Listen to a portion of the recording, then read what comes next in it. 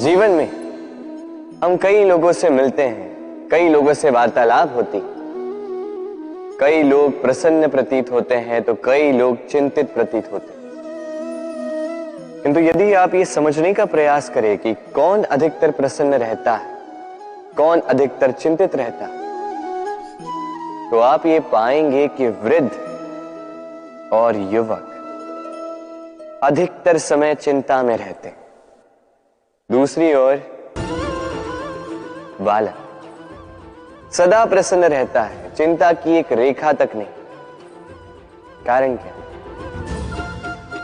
अब आप कहेंगे सीधी सी बात है, बालक में इतनी समझ ही कहां होती है कि वो जीवन की समस्याओं को समझ पाए, कठिनाइयों को समझ पाए, दायित्व समझ पाए। बात ये है ही नहीं।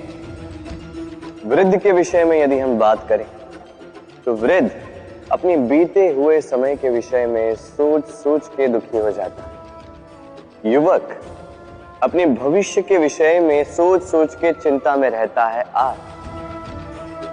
किंतु बालक केवल वर्तमान में जीता है और इसीलिए प्रसन्न रहता है। देखिए, बात बड़ी ही सरल है। आप भूतकाल को नहीं बदल सकते। अब यदि आपको अपने भविष्य को और उज्जवल बनाना है तो आज कर्म करने होंगे, आज परिश्रम करना होगा। तो भूल जाइए ना भूतकाल और भविष्य की चिंता को, वर्तमान का आनंद लीजिए, क्योंकि यही वर्तमान आपका भविष्य उज्जवल भी बना सकता है। यही वर्तमान आने वाले समय में आपका वो भूतकाल बन सकता है जिस पर आपको गर्व होगा। राधे राधे। मेरे दाऊ मुझसे कई बार कहते हैं, कान्हा तुम तो स्वयं नारायण हो, चुटकी बजाते ही यूं ही सब कुछ ठीक क्यों नहीं कर देते? अब दाऊ को क्या समझाऊं? चलिए आप स्वयं सोच के देखिए। सिंह वन का राजा कहलाता है, परंतु क्या सिंह के केवल इच्छा करने से कोई मृग स्वयं चल के सिंह के पास आएगा? क्या स्वयं सज्ज हो जाएगा उसका आहार बनने के लिए? नहीं, कदापि नहीं। किसी भी कार्य को कार्यान्वित करने के लिए आपको प्रयास करने होंगे, परिश्रम करना होगा, तब जाके वो संपन्न होगा। केवल इच्छा से कुछ नहीं होगा। इच्छा से बनते हैं स्वप्न, और उन्हें साकार करने के लिए भी आपको परिश्रम तो करने होंगे।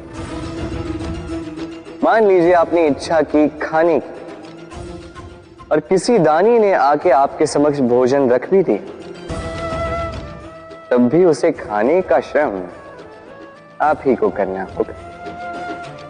यदि प्रेम की इच्छा भी करो तो निस्वार्थ निश्चल भाव से प्रेम करो। देखिए, आप स्वप्न में तो उड़ सकते हैं, किंतु आपको जीना तो धरातल पर ही पड़ेगा। और यदि धरातल पर आप आगे बढ़ना चाहते हैं तो धरती को पैरों से पीछे ढकेलना ही पड़ेगा। राधे राधे। कस्तूरी उसे धारण करने वाले मृग की नाभि में होती, किंतु वो मृग उस कस्तूरी की सुगंध को लेकर उसे पाने के लिए यहां वहां भटकता फिरता। वो मृग उस कस्तूरी को पा अवश्य सकता है यदि वो स्वयं के भीतर झांक के देखे।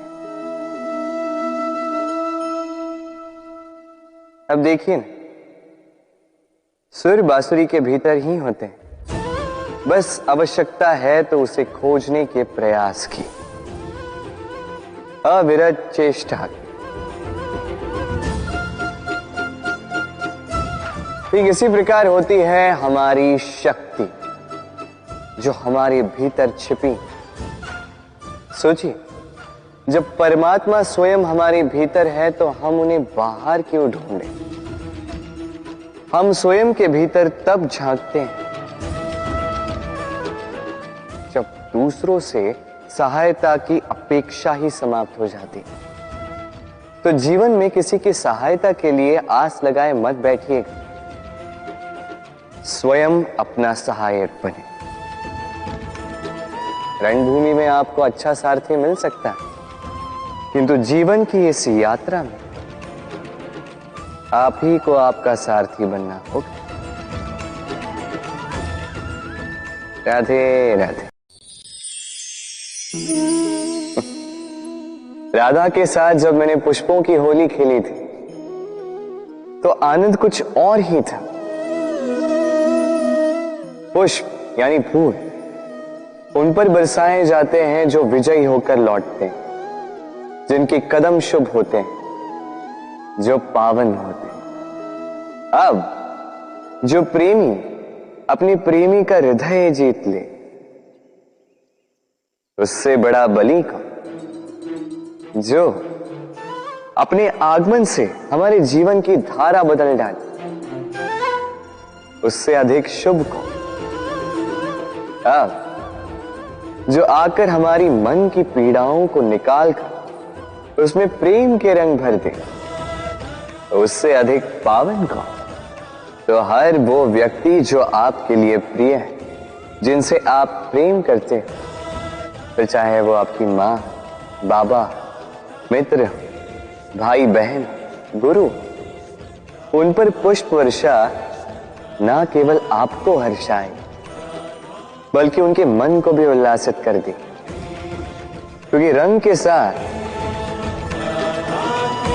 जब सुगंध मिल जाए तो आनंद 2 गुना नहीं 100 गुना हो जाता है। राधे राधे। इस फल को देख रहे हैं आप? सब जानते हैं कि इस फल से निकला बीज एक नए वृक्ष को जन्म देगा, जो नया वृक्ष इसी प्रकार के फलों को जन्म देगा। परंतु क्या कभी आपने ये सोचा, फल और बीज का संबंध इतना गहरा है, किंतु वृक्ष की जड़ों और वृक्ष की शाखाओं में इतनी दूरी क्यों है? क्योंकि दूरी आवश्यक है। यदि आप किसी को अपने साथ सदा सदा के लिए रखना चाहते हैं तो उनसे दूरी समय समय पर आवश्यक है, क्योंकि ये दूरी ही है जिसके कारण आपको आपके साथी के महत्व के विषय में ज्ञात होता है।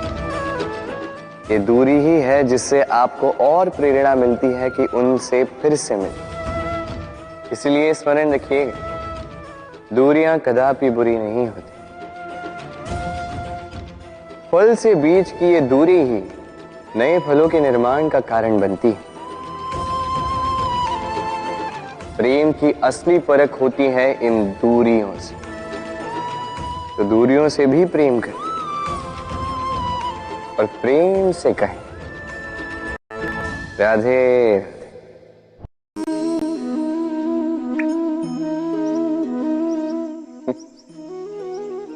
आकाश की वर्षा से गिरी बूंदें बड़ी ही शीतल, मीठी और पवित्र होती, किंतु सबका भाग्य भिन्न भिन्न होता है।